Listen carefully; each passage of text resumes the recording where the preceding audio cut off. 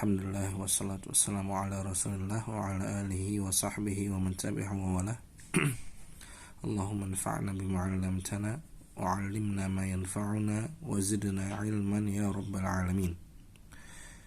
Berhubung dekatnya bulan Ramadan yang mulia, maka hendaknya seorang mukmin berbekal dengan ilmu terhadap hukum-hukum yang berkaitan dengan puasa, ilmu berkaitan dengan petunjuk apa saja yang ada di bulan tersebut, dan ilmu-ilmu yang secara umum berkaitan dengan ibadah seorang mukmin di bulan Ramadan.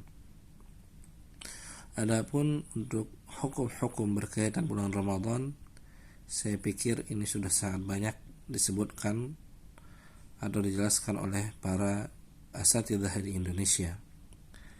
Begitu pula saat ini yang akan kami sebutkan mungkin sudah banyak juga dibahas oleh para asatidzah di Indonesia. Jadi di kesempatan kali ini kami akan sedikit membahas tentang Hadyus Salaf fi Ramadan. Hadis Salafi Ramadan yang ditulis oleh Mufti Am Mamlakah Arabiyah Saudiyah dan kepala dari anggota atau kepala dari Dewan Ulama Besar di Saudi.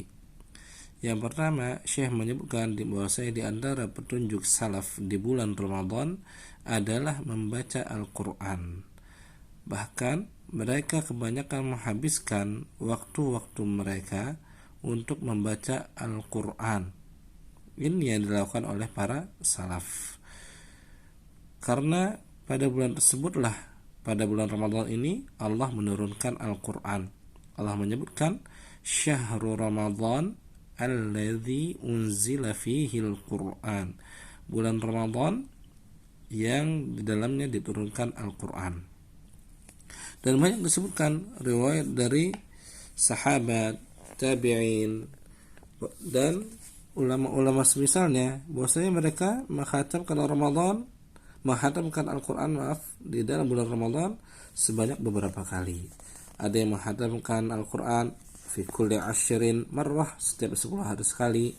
Ada juga yang setiap 7 malam sekali khatam. Ada yang khatam setiap 3 hari. Bahkan ada yang khatam dalam 1 hari. Mungkin bagi sebagian orang akan merasa heran, bukannya ada hadis yang mana Rasulullah SAW mengatakan la yafqahu man qara'a al-Qur'ana fi aqallin min thalath. Tidak akan paham Al-Quran orang yang menghatamkannya kurang dari 3 hari. Tapi kok ada sebagian salaf yang menghatamkan dalam 1 hari? Maka Ibnu Rajab Al-Hanbali rahimahullah menyebutkan bi annan nahyi, bahwasanya larangan yang ada pada hadis tersebut yuhmal 'alal mudawamati 'ala dzalik, ketika terus-terusan kurang dari 3 hari terus, 1 hari terus hatamnya, maka ini yang dilarang kata Ibnu Rajab Al-Hanbali. Kemudian beliau menyebutkan wa amma fil awqatil mufaddalah, adapun di waktu-waktu yang memiliki keutamaan ka syahri Ramadan, seperti pada bulan Ramadan, wa khususan dan terlebih khusus al-layalil lati yutlabu fiha lailatul qadar, pada malam-malam yang diharapkan terjadi Lailatul Qadar di sana, atau pada tempat-tempat yang mufaddalah yang memiliki keutamaan seperti Mekah bagi yang memasukinya dari orang-orang selain penduduk Mekah. Maka bagi mereka ini yustahabbul iktsaru fiha min tilawatil Quran, dianjurkan untuk memperbanyak membaca Al-Quran, untuk igtinaman, memaksimalkan lizzamani wal makan, waktu dan tempat tersebut. Dan ini adalah pendapat Imam Ahmad, Ishaq Ibnu Rahuyah, dan selain keduanya dari para a'immah. Wa alaihi yadullu amali ghairihim, dan padanya lah petunjuk amalan-amalan selain mereka. Kemudian Mufti Am juga menyebutkan perkataan Imam Nawawi yang mirip dari yang disebutkan Ibnu Rajab Al-Hanbali rahimahullah. Kemudian di antara petunjuk para salaf di bulan Ramadan adalah ijtihad. Mereka sungguh-sungguh dalam sholat qiyamul lail, sholat malam. Sebagian dari mereka terkadang sholat sendirian ketika di bulan Ramadan, dan sebagian lain jamaah. Mereka dalam bentuk jamaah sholat malam di bulan Ramadan. Disebutkan oleh Imam Bukhari dari Abdurrahman ibn Abdul Qari, ia mengatakan, kharajtu ma'a Umar bin Khattab radhiyallahu anhu. Aku pernah keluar bersama Umar bin Khattab lailatan fi Ramadan ilal masjid, pada sebuah malam di bulan Ramadan menuju sebuah masjid. Fa idzan nas auza'un mutafarriqun, ternyata manusia saling mencar.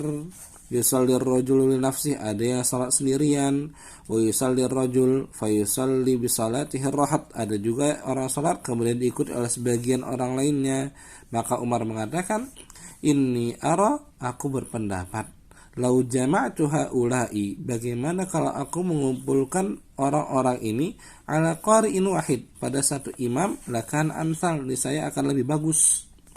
Thumma azam, kemudian Umar bin Khattab pun bertekad, fajama'ahum, dan mengumpulkan mereka ala Ubay ibn Ka'ab, yang dipimpin oleh Ubay bin Ka'ab. Thumma kharajtu, kemudian Abdurrahman ibn Abdul Qari mengatakan, thumma kharajtu ma'ahu laylatan ukhra, kemudian aku keluar pada malam yang lain bersama dengan Umar. Wan nasu yusalluna li salati qari'ihim, dan manusia salat sesuai dengan salatnya imam mereka, yaitu Ubay bin Ka'ab. Maka Umar mengatakan, ni'mal bid'atu hadhih, inilah sebaik-baik atau seenaknya, senikmatnya bid'ah.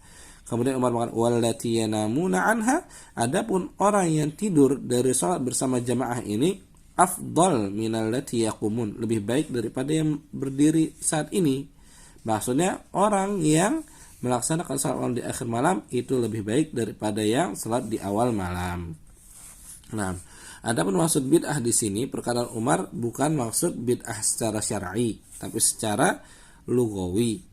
Karena fasalatut tarawih, kata Mufti Am, salat tarawih sunnah thabitah, merupakan sunnah yang tetap, fa'alahan Nabi sallallahu alaihi wasallam iddat layalin, yang pernah dikerjakan oleh Rasulullah selama beberapa malam. Wa tarakaha aw tarkuha, dan peninggalan atau sebab Rasulullah sallallahu alaihi wasallam meninggalkan salat bersama manusia pada saat tersebut, makhafatan, karena Rasulullah takut antufrada 'alan nas, salat tarawih ini jadi wajib. Jadi itu sebab kenapa Rasulullah sallallahu alaihi wasallam meninggalkan salat tarawih bersama manusia di zamannya, karena takut salat tarawih menjadi wajib. Kemudian di antara petunjuk para salaf yaitu annahum yutiluna al-qiyam wal qira'ah war ruku' was sujud ghaliban. Mereka memperpanjang salatnya, bacaannya, rukuknya dan sujudnya. Nah, diriwayatkan Imam Malik di dalam Muwatta dari Sa'ib ibnu Yazid bahwasanya Umar memerintahkan Ubay bin Ka'ab dan Tamim ad-Dari radhiyallahu anhuma an yaquma bin nas fi Ramadan, untuk menjadi imam di bulan Ramadan. Fakana al-qari, dan ketika mereka membaca Al-Quran tersebut, yaqra'u bil mi'in, mereka membaca ratusan ayat, hatta kunna na'tamidu 'alal 'asa min tulil qiyam, sampai-sampai kami harus menyandar kepada sebuah tongkat karena lamanya salat tersebut. Wa ma kunna nansarif illa fi furu'il fajr, dan tidaklah kami selesai dari salat tersebut kecuali pada saat cabang-cabang waktu fajar. Maksudnya sudah mendekati waktu fajar atau sudah masuk ke dalam bagian fajar. Wa qala Abdurrahman Ibnu Hurmuz, beliau mengatakan, kanal qurra yaqumuna bi suratil Baqarah fi 8 rakaat. Bahwasanya dulu ketika orang-orang qari membaca Al-Qur'an ketika menjadi imam, mereka akan membaca Al-Baqarah dalam 8 rakaat. Fa idza qama biha al-qurra fi 12 rak'ah ra'an nas annahu qad khaffafa anhum. Kalau misalnya ada yang menyelesaikan Al-Baqarah dalam 12 rakaat, maka menurut manusia itu telah diringankan oleh imam tersebut. Akan tapi ingat, wayan bagilil imam, hendaknya imam an yura'iya halal ma'mumin, memperhatikan keadaan makmumnya, wa mada qudratihim 'alal qiyam, dan seberapa sanggupnya makmum tersebut melaksanakan qiyamul lail ini, wa alla yashqa 'alaihim fayanfirhum dan tidak memberatkan mereka sehingga mereka kabur dari salat bersama. Nah, maka Ibnu Rajab menukilkan perkataan Imam Ahmad yang berkata kepada para sahabatnya ketika beliau salat dengan mereka di bulan Ramadan, haula'i qaumun dha'fa, mereka ini kaum yang lemah. Iqra khamsan sittan sab'an, baca 5, 6 atau 7. Qala faqara'tu, maka aku membaca. Kata siapa? Kata Ibnu Rajab, faqara'tu fa khatamtu lailata 27, maka aku khatam Al-Qur'an pada saat malam ke-27. Nah, kemudian yang selanjutnya yang beliau sebutkan adalah sedekah, bahwasanya di antara petunjuk para salaf adalah mereka sedekah. Sebagaimana imam para salaf yaitu Rasulullah SAW ajwadun nas, yaitu orang yang paling dermawan. Wa kana ajwada ma yakunu fi Ramadan, dan Rasulullah lebih dermawan lagi di bulan Ramadan. Hina yalqahu Jibril, ketika bertemu dengan Jibril, fayudarisuhul Quran, akhirnya mudarasah Al-Quran.